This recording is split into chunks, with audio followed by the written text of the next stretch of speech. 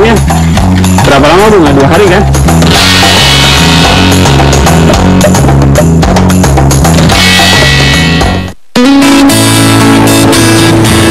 Rembang pun tak luput dari jalur raya pos yang dibangun Gubernur Jenderal William Dendels. Apalagi, Rembang juga menjadi salah satu sentra penghasil tebu, komoditas hasil bumi utama di Pulau Jawa saat era kolonial Belanda.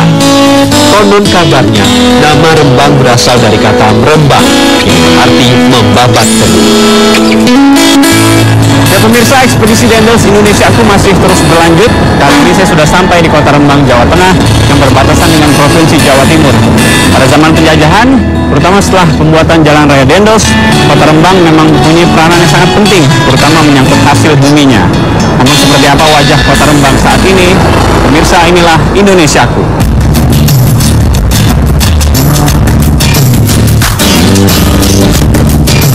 Zaman berubah, namun kisah para petani tebu tidak jauh beda. Banyaknya lahan tebu yang dikuasai produsen gula membuat petani tebu hanya berstatus buruh atau petani penggarap. Banyak di antara mereka yang dibayar dengan upah sangat minim.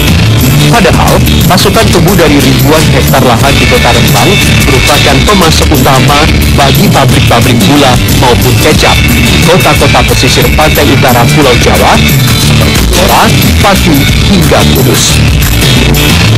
Tapi di tengah lesunya produksi gula nasional, sebagian petani penggarap di Kota Rembang masih terselamatkan dengan keberadaan pohon siwalan. Siwalan merupakan pohon sejenis kelapa yang mampu menghasilkan air gula. Tumbuhan ini banyak ditemukan di daerah tropis. Rembang yang memiliki iklim kering dengan curah hujan sangat rendah membuat ribuan pohon siwalan tumbuh menyebar ke seluruh pelosok desa. Jika musim panen tebu belum dimulai, mengolah hasil pohon siwalan menjadi rutinitas petani penggarap tebu untuk menyambung hidup. Geliat kehidupan di Desa Kebon Agung menjadi contoh nyata. Setiap pagi, puluhan kepala keluarga sudah bersiap mengais rezeki di kebun. Jarak dari desa ke kebun sekitar 5 km, cukup jauh jika ditempuh dengan berjalan kaki. Yang begini sepeda satu-satunya transportasi ini untuk menuju tempat kerjanya bapak-bapak ini, karena memang kalau motor harus biayanya juga mahal menggunakan bahan bakar. Iya. Kalau ke tempatnya masih jauh Pak, ini nggak nyampe-nyampe kita. Masih jauh. Masih jauh? Masih. Berapa kilo lagi? Paling 800 meter lagi? Oh, hanya 10 kilo ya? Tapi jalan kaki, kalau jalannya kencang. Oh, Repot jalan. Mengambil hasil pohon siwalan cukup menantang. Walau tidak setinggi pohon kelapa, tinggi pohon siwalan bisa mencapai 10 hingga 15 meter. Diameter pohon siwalan yang lebih besar dibanding pohon kelapa juga menjadi kesulitan tersendiri bagi petani.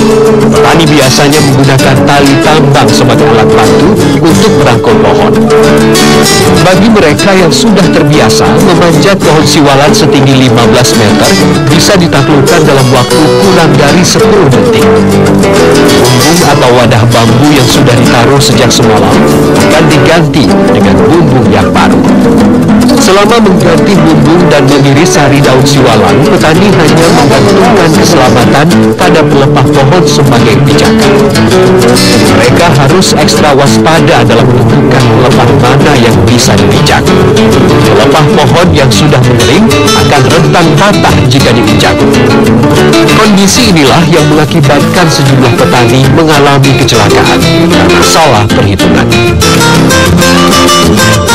Penduduk setempat biasa menyebut nira atau air gula yang menetes dari sari pelepah daun siwalan dengan istilah legen.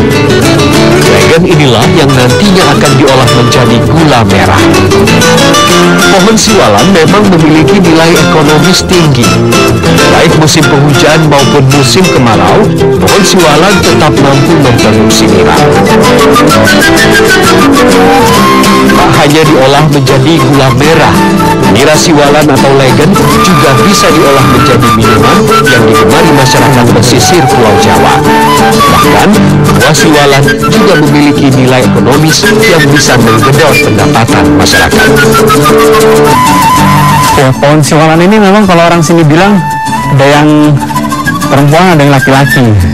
Kalau yang laki-laki diambil airnya Pak ya. Kalau yang perempuan nih, kayak pohon ini nih, bisa diambil airnya maupun buahnya. Kalau ngambil airnya kayak sih susah nih, kayak coba kita petik buahnya aja. Cuma pakai ini aja Pak ya? Iya ya. Kuat tapi nih Pak ya? Iya. Oke, bismillahirrahmanirrahim.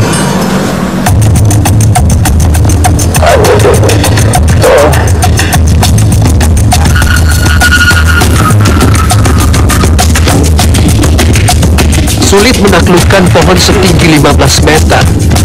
Selain butuh kekuatan tangan dan kaki, kulit pohon siwalan yang kasar dan tajam juga menjadi faktor beratnya mengais rezeki dari pohon ini. Tak hanya keuletan dan kegigihan, kehati-hatian juga menjadi faktor yang tidak bisa dikesampingkan. Ingat resiko pekerjaan ini cukup berbahaya. Bagi saya, berhasil menuntaskan mata pencaharian masyarakat Indonesia yang tergolong sulit ini sudah menjadi kepuasan tersendiri. Cobain apa? Iya.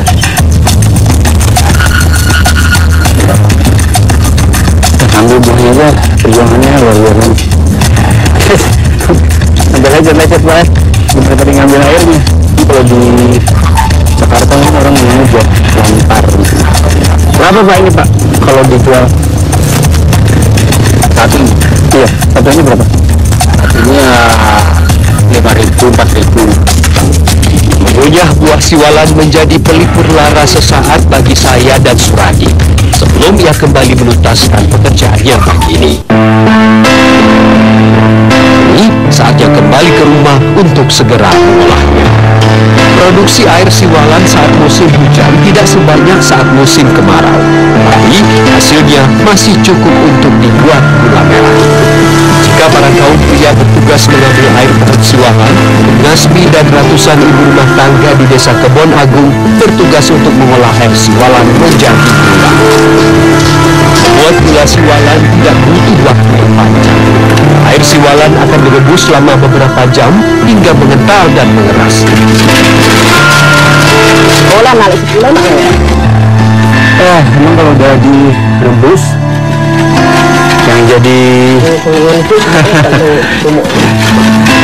pekerjaan beratnya ini ngaduknya nih biar mungkin makin keras. Nah ini ngaduknya berapa lama tuh? Nggak 2 hari kan? Setengah jam paling.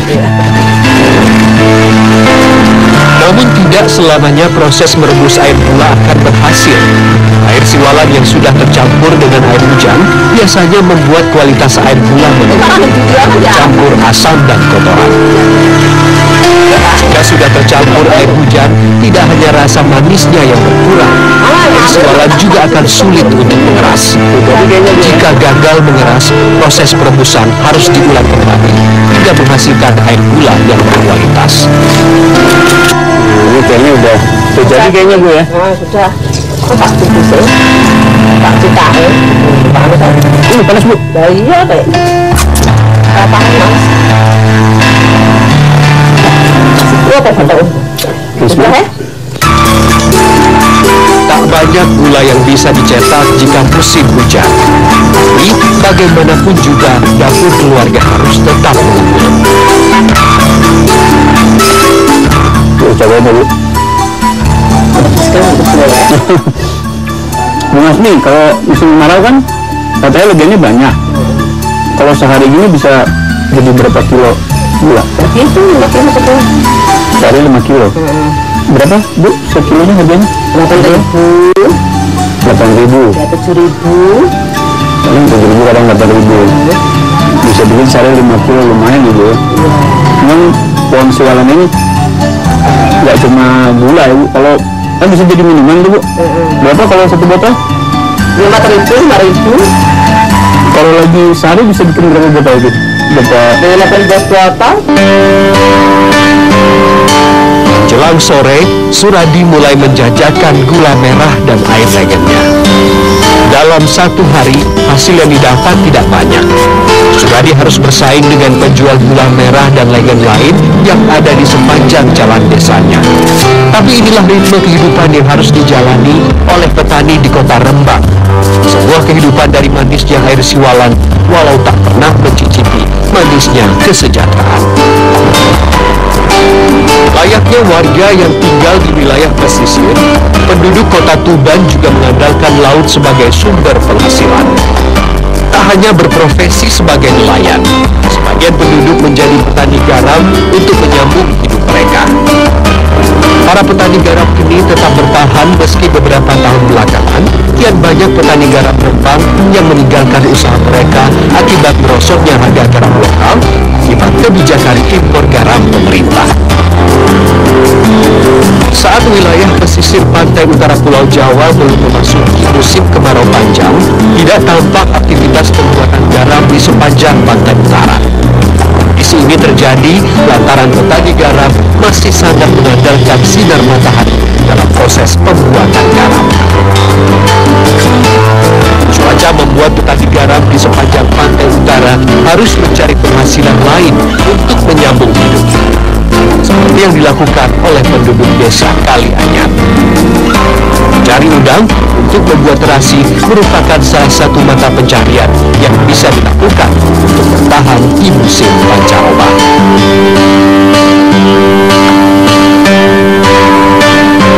Berat juga Pak. Kalau mau nyari rebon di laut ini memang bahayanya itu sengatan ikan pari, jadi harus pakai sepatu kita Pak ya. Karena kalau nggak sengaja tuh suka keinjak ikan suka. Nah, kalau udah kena Pak? Kena ikan? Nah, yang ikan. Berapa tuh Pak? Berapa hari meriang? Iya, bagus.